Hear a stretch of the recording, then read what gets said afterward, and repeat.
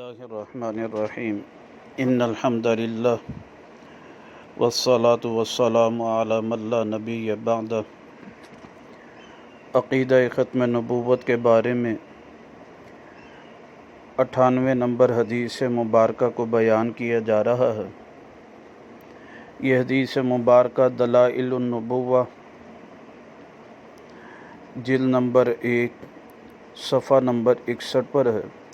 حضرت ابو طفیل رضی اللہ تعالیٰ فرماتے ہیں کہ قال رسول اللہ صلی اللہ علیہ وسلم ان لی عند ربی عشرۃ اسماء، میرے رب نے میرے لیے 10 نام چنے۔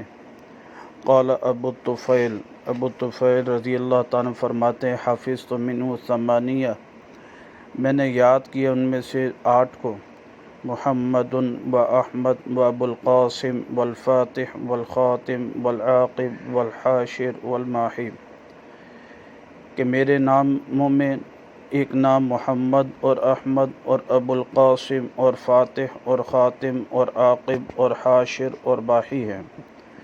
یہ آپ علیہ الصلاۃ والسلام نے فرمایا فاتح کا معنی تو سب سے اول جس کو نبوت دی گئی، خاتم الانبیاء، عاقب اور حاشر کا معنی بھی اسی میں آتا ہے۔